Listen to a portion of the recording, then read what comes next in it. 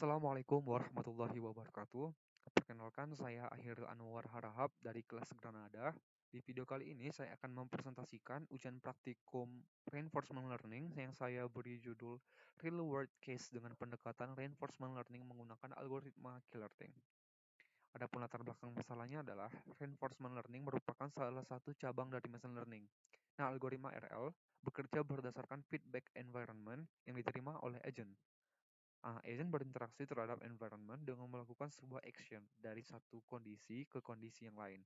Dan kemudian agent akan mendapatkan reward nih dari actionnya. Kemudian berdasarkan reward tersebut, agent akan tahu aksi yang dilakukan itu baik atau buruk berdasarkan rewardnya. Jika rewardnya negatif, berarti action yang dilakukan adalah buruk. Jika positif, sebaliknya berarti baik. Nah, dalam RL terdapat yang namanya model environment. Apa itu? Model environment adalah segala sesuatu yang meniru perilaku environment. Nah, salah satu model yang ada pada model environment adalah model free RL. Model free RL yaitu di mana agent belajar dari lingkungan melalui metode yang namanya trial and error untuk memperoleh pengalamannya. Adapun contoh dari model VRL ini adalah Q-Learning. Nah, pada kesempatan kali ini kita akan membantu POW. Siapa yang tidak mengenal dengan POW? Yang ini yaitu untuk menemukan harta karun, yaitu di sini harta karunnya adalah golden egg dengan step yang sedikit dan menghindari supaya tidak terkena trap. Oke, dari latar belakang masalah tersebut, adapun rumusan masalahnya adalah yang pertama, apa itu algoritma Q-Learning? Yang kedua, bagaimana pemodelan yang dilakukan pada algoritma Q-Learning? Yang ketiga, bagaimana performa model yang dihasilkan? Namun sebelum itu kita akan membahas terlebih dahulu teori dari Q-Learning. Nah, Q-Learning merupakan pengembangan dari RL yang menggunakan key value untuk meningkatkan kemampuan agent dalam belajar. Tujuan dari Q-Learning adalah untuk menemukan polisi yang paling optimal dan mencari optimal key value untuk setiap pasangan state and action. Adapun cara kerja Q-Learning adalah yang pertama, kita inisialisasi terlebih dahulu reward-nya dan key table-nya. Setelah itu kita pilih action-nya, kemudian dari action tersebut akan diperoleh reward, yang mana reward ini kita gunakan untuk mengupdate key table. Nah, adapun formula atau rumus untuk melakukan update key table, yaitu new key SA sama dengan key SA atau key value saat ini ditambah alpha, yaitu learning rate yang sudah didefinisikan di sini, kemudian dikali reward yang diperoleh dari agent dari action yang dia lakukan, ditambah gamma atau discount rate yang sudah didefinisikan di sini, kemudian dikali maksimum QSA dikurang QSA saat ini. Nah, seperti yang kita bahas yang sebelumnya, yaitu yang di sini cara kerjanya kita definisikan dulu atau kita inisialisasikan dulu reward ini dan key table-nya. Nah, di sini kita inisialisasi. Namun sebelum itu kita akan bahas terlebih dahulu environment-nya.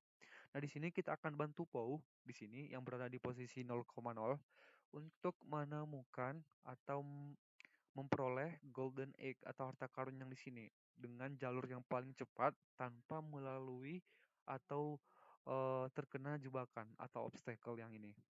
Karena ini disebut obstacle ya. Nah, di sini caranya adalah kita bantu POW dengan menginisialisasi key table terlebih dahulu.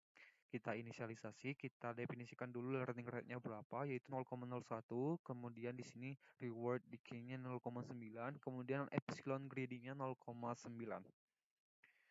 Setelah kita lakukan inisialisasi, kemudian kita pilih action-nya. Nah, pada key learning, itu kita memilih action berdasarkan key value yang paling maksimum. Namun, key value pada awalnya adalah 0 semua. Jadi, kalau semisal diperintahkan untuk memiliki value paling maksimal, namun semuanya masih 0, itu gimana gitu. Nah, caranya adalah dengan melakukan eksplorasi terlebih dahulu. Kita lakukan eksplorasi. Nah, eksplorasinya dilakukan sampai epsilon ini terpenuhi gitu. Nilai epsilonnya 0,9. Namun jika sudah melebihi 0,9 maka akan dilakukan eksploitasi. Ini artinya apa? Jadi kita perintahkan agent untuk melakukan eksplorasi untuk menemukan action terbaik. Nah, setelah ditemukan action terbaik dari eksplorasi yang sudah dilakukan, kemudian dilakukan eksploitasi seperti itu. Kemudian Setelah dilakukan memilih aksi, agent melakukan aksi, kemudian dilakukan pembelajaran dan mengupdate key table dengan pengetahuan yang sudah diperoleh tadi. Nah, di sini seperti yang sudah kita bahas atau saya jelaskan, ini di-update dengan menggunakan rumus yang ini. Seperti yang ini. Ini. Ini kita buat ke dalam bentuk codingannya seperti ini. Seperti itu. Nah, setelah kita lakukan update key table, adapun performa model yang dihasilkan adalah seperti ini. Performa model yang dihasilkan sudah cukup baik. Kenapa saya katakan cukup baik? Karena dari 700 episode, di episode kurang lebih 150, ini sudah mulai stabil. Stabil di sini bisa kita lihat, ini ini frekuensinya stabil di sini. Namun di episode 0 sampai 100 ini masih cukup tidak stabil ya. Namun di episode 150 sampai 700 sudah mulai stabil, sudah stabil, bisa dibilang seperti itu. Jadi bisa kita definisikan bahwasannya performa modulnya sudah sangat baik. Oke, untuk tidak memperpanjang waktu, kita akan masuk ke bagian hands-on-nya. Oke, di sini kita bahas terlebih dahulu adalah run.py. Nah, di sini ada 3 codingan ya. Codingan yang pertama adalah codingan untuk environment-nya, kemudian agent brain-nya, kemudian untuk run agent-nya nanti. Nah, di sini environment-nya kita buat seperti biasa, kita import library terlebih dahulu. Kemudian kita buat atau kita setting ukuran environment-nya. Jadi di sini saya buat 40 pixel dengan 10 kolom dan 10 baris. Kita lihat bersama. Ini ada 10 kolom, 10 baris. 2, 4, 6, 8, 10. 2, 4, 6, 8, 10. Oke, pas. Kemudian di sini yang penting kita lihat bersama adalah di bagian ini untuk membuat obstacle ya. Dari sini ada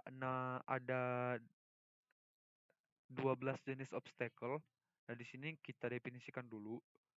Nanti setelah didefinisikan kemudian kita panggil nih. Nah, di sini kita panggil obstacle yang pertama. Obstacle yang pertama kita letakkan di posisi kolom pertama baris kedua. Ini. Kolom pertama baris kedua. 0, 1, 2 ini. Oke, seperti itu. Itu cara membacanya. Kemudian kita definisikan final point-nya. Ini final point-nya ini. Kita letakkan final point-nya di 8,8. Ini dia. Di sini. 8,8. 0, 1, 2, 3, 4, 5, 6, 7, 8.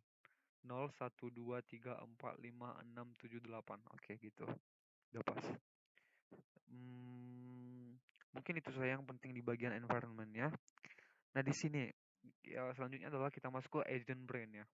Seperti yang sudah saya jelaskan sebelumnya, di sini kita inisialisasi dulu dengan membuat class, kemudian function, learning rate-nya 0,01, kemudian epsilon greedy-nya 0,9, seperti itu. Kemudian di sini kita buat function untuk memilih aksinya berdasarkan epsilon greedy-nya. Kemudian ini untuk melakukan update key table-nya berdasarkan reward yang diperoleh oleh agent-nya tadi menggunakan rumus yang ini. Oke. Mungkin itu saja yang penting di bagian agent-nya. Kemudian di sini run agent. Nah, di run agent-nya ini nanti akan kita run biar kita lihat gimana sih proses dari SIPO-nya itu menemukan jalur terbaik seperti itu. Oke, untuk tidak memperpanjang waktu kita coba saja. Ini saya run di Anaconda PowerShell Prom karena saya install library-nya di situ. Oke. Nah, kita panggil dengan cara Python. Sebelumnya kita masuk ke pad-nya dulu ya. Jadi saya simpan file yang ini di folder ini. Kemudian kita panggil yang ini, run agent.py ya, Python run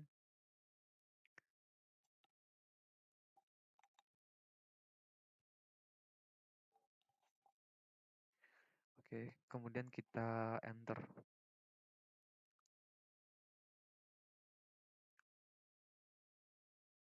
Nah, di sini POW akan melakukan trial and error untuk menemukan jalur terbaik menuju ke final point atau harta karun yang ini tanpa melalui obstacle-obstacle ini, karena jika terkena akan mendapatkan reward negatif seperti itu.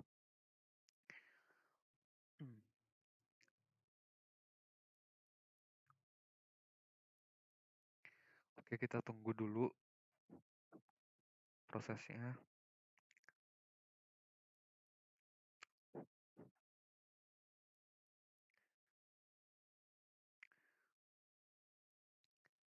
POW akan berusaha untuk menemukan jalur tersingkat agar bisa menemukan atau memperoleh harta karun ini seperti itu dengan melakukan metode trial and error. Oke, sudah selesai. Ini yang penting yang perlu kita perhatikan adalah di sini. Ini adalah key table-nya. Saya perlu besar dulu. Ini adalah key table-nya. Oke, di sini bisa kita lihat bersama bahwasanya dari proses yang dilakukan oleh POW, itu jalur terpendeknya adalah untuk menemukan harta karun tadi adalah 16 jalur. Kemudian untuk jalur terpanjangnya adalah 199. Oke, di sini bisa kita lihat bersama ya. Mana?